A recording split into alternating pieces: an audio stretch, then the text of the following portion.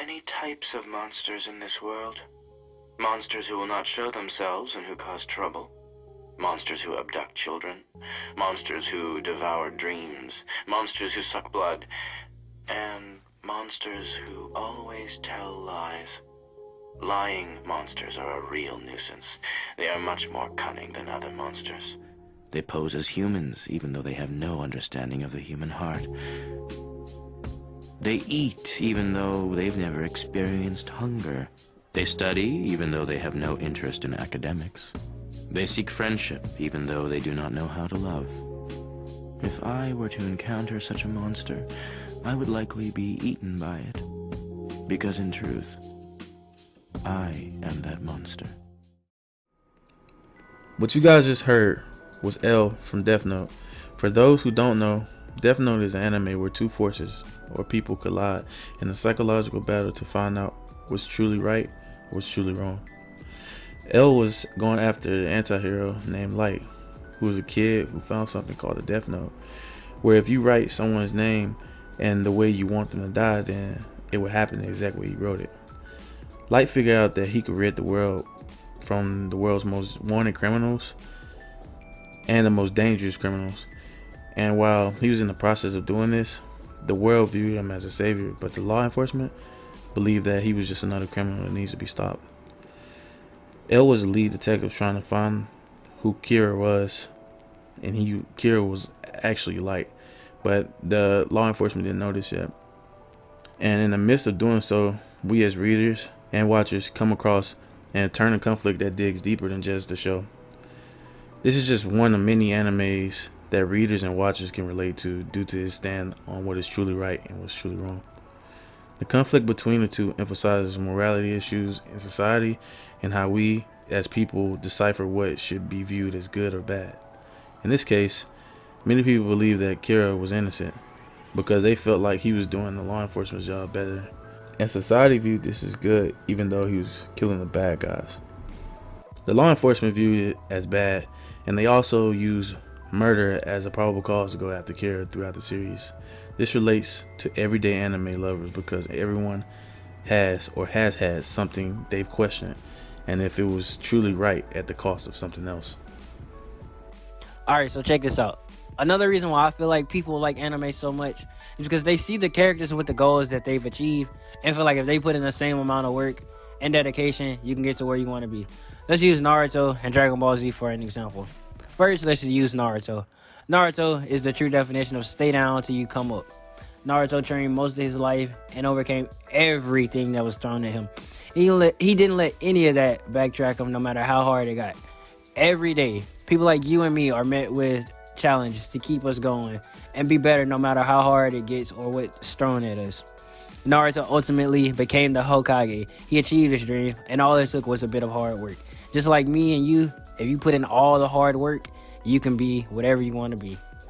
Alright, now let's use Goku from Dragon Ball Z as an example. Goku taught everybody around that there is always something greater after one obstacle.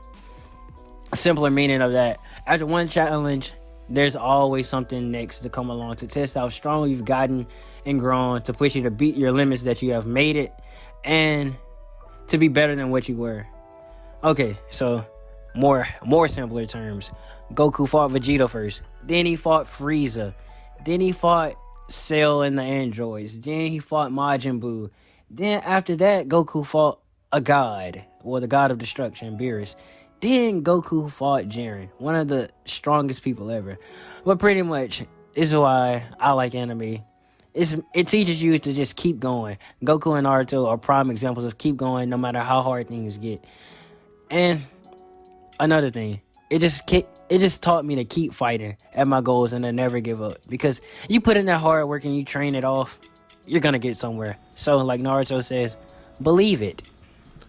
But lastly, people love anime due to its ability to give readers and viewers an escape from the harsh realities of the real world. Even though it still touches on real world problems, it gives the people who view it a different way of viewing their real life situations.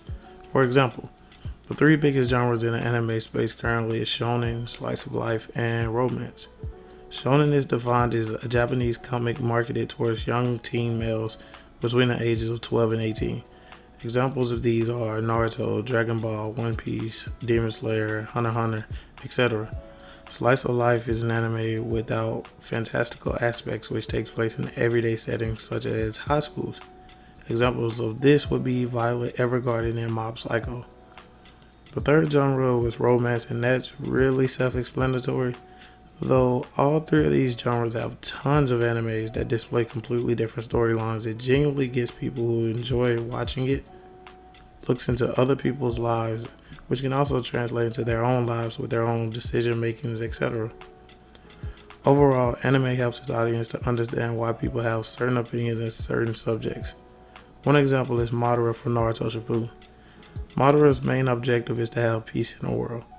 He feels that the only way he can achieve this is by taking control of everyone using something called the Infinite Tsukiyomi.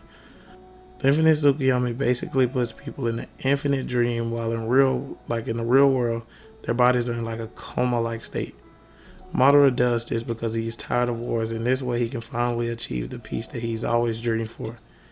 It's funny because in order for him to achieve his only goal, he unfortunately starts a war and then he eventually loses. This brings us back full circle to what we've talked about the whole video. Because Madara had a tough time figuring out what exactly was right and what was exactly wrong. Through this mistake, we see the challenges that he faced time after time, which was so engaging to us mentally. We were able to escape into the Naruto world with him, and we were able to view it from our own point of view. If y'all have made it all the way through this video, we really appreciate y'all. And for y'all that made it this far, we have a bonus clip of actually the quote from Madara and Naruto. More videos like this are to come in the future.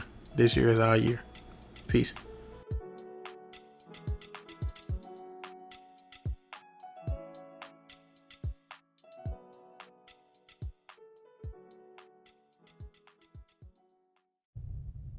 Wake up to reality.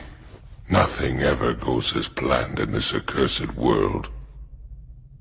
The longer you live, the more you will realize that the only things that truly exist in this reality are merely pain, suffering, and futility.